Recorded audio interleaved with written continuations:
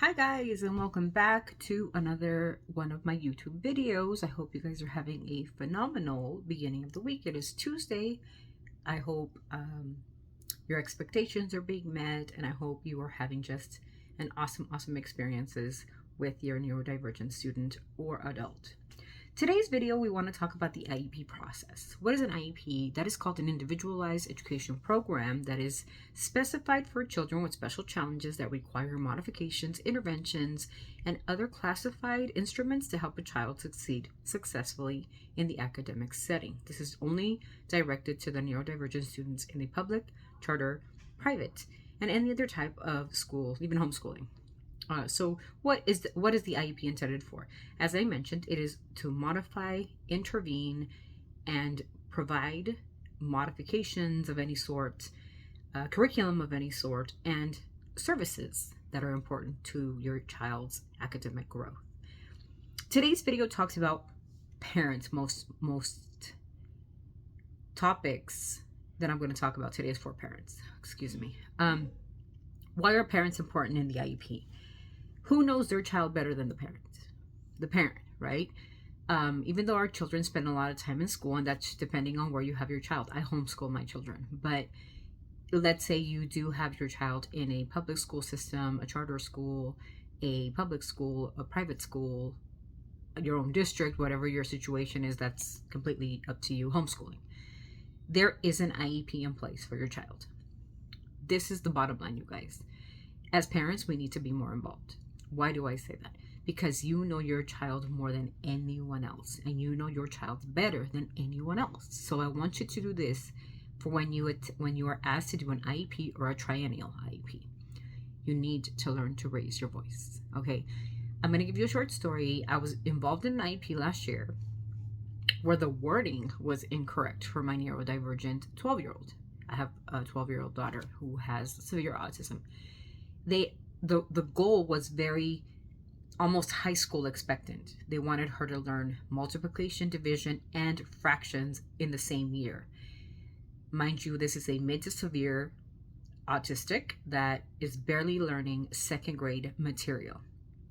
Second grade does not include multiplication, division, not in an autistic curriculum. They're barely learning the basics of place value, a little bit of multiplication, very small numbers. Now, for her to learn and get that goal would be impossible, because that's more like maybe like sixth grade, maybe seventh grade, and one of the goals was more like high school grade, and that was very impossible for me to think. So I went back and requested an emergency IEP, and that was done yesterday, where I'm involved in the IEP process, and I requested an emergency IEP because parents learn this.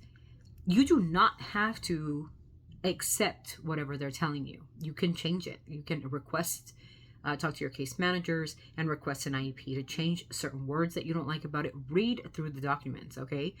I also felt that it was necessary for my daughter to have manipulatives. What are manipulatives? Are maybe clay, it could be Play-Doh, it could be blocks, it could be Lego sets.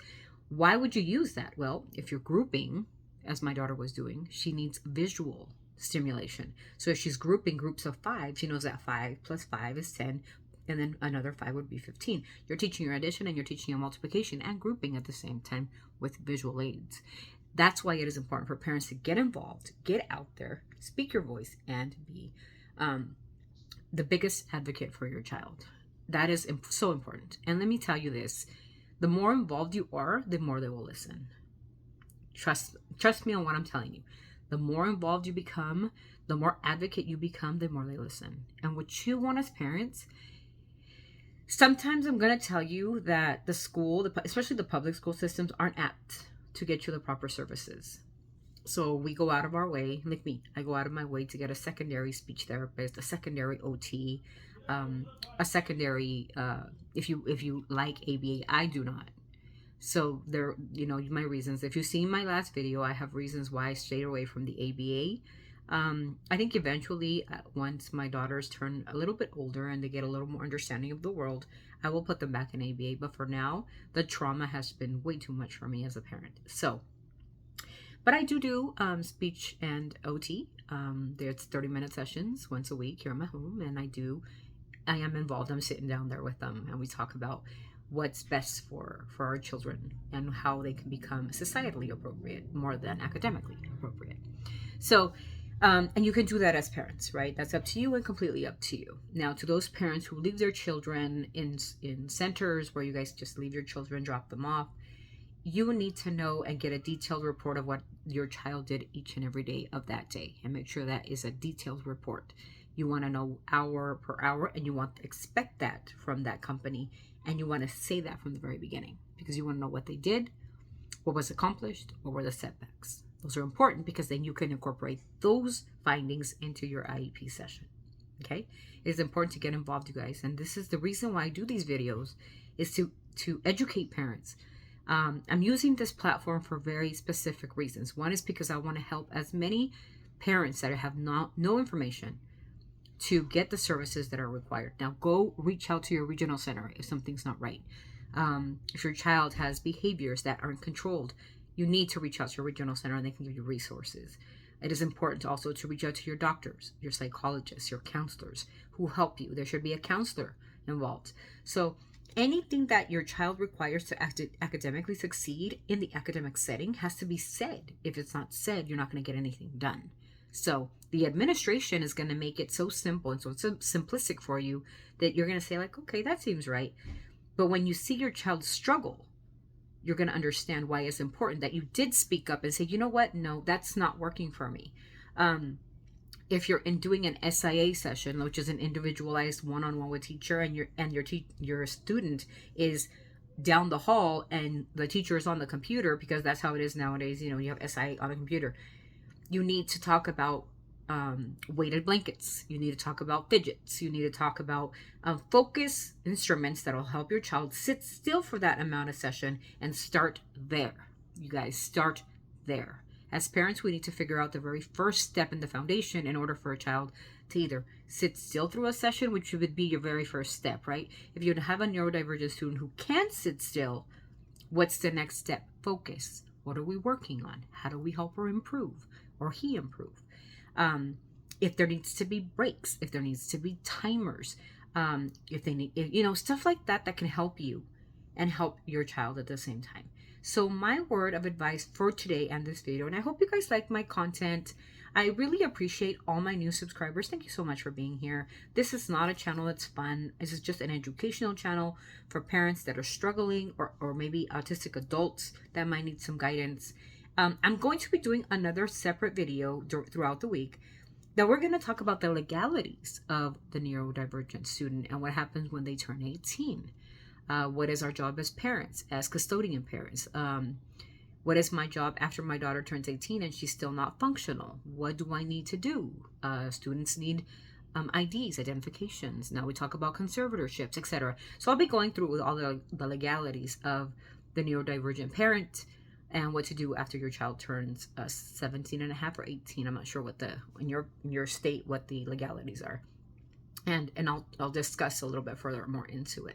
So the moral of the day today, it is darkest before it is where you see the dawn. Okay, so it is darkest. It's very dark at times, and you're gonna see that. And I'm sorry I paused, but it's true. Like, I have this sentiment where we always feel like we fail, or in my opinion, in my perspective, I feel that it's sometimes so dark that I never see, the dawn. But now I realize that it's darkest before you hit the dawn, and it is true. You can't have the nighttime without the day, right? So you always look into that. You always you always want to say to yourself, tomorrow will be better, and it can be, as long as you continue to strive and advocate for your child. And that's the most important, valuable lesson, is to never give up. You do it, you finish strong, and you make your voice be heard for your child. So that is the little bit of caption for today's educational content. I hope you guys enjoy it. I hope you guys view this video, share it with somebody who is neurodivergent or is struggling. You guys, in the comment sections, if you guys have any questions that I can respond to, my expertise is, that's what it is for. It is for you guys to know that I am here for you as an educator and also as a doctor in the field. So I do have a specialization in educational leadership, and that's my specialization. And I deal more with the special education departments.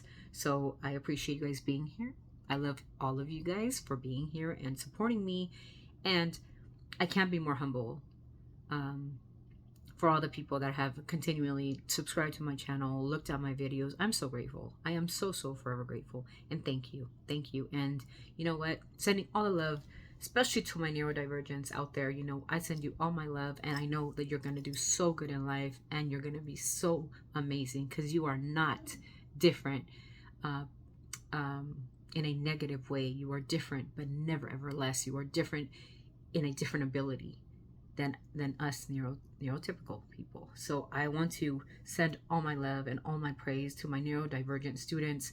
You are so wanted, you are so beautiful, and you are so perfect in your own way. So God bless everyone. I hope everyone has a wonderful, wonderful rest of your week. I will put out another video throughout the week. I only do 2 a week, so you don't get bored of my content. Again, this is for educational purposes only. And again, I hope if I can help in any way, drop your comments in the comment section, and don't forget to subscribe and share my content to somebody who might need it. So sending all my love again. Thank you guys so much, and I'm so humble, and I don't take any of you for granted for being here. You guys have a wonderful day. Bye.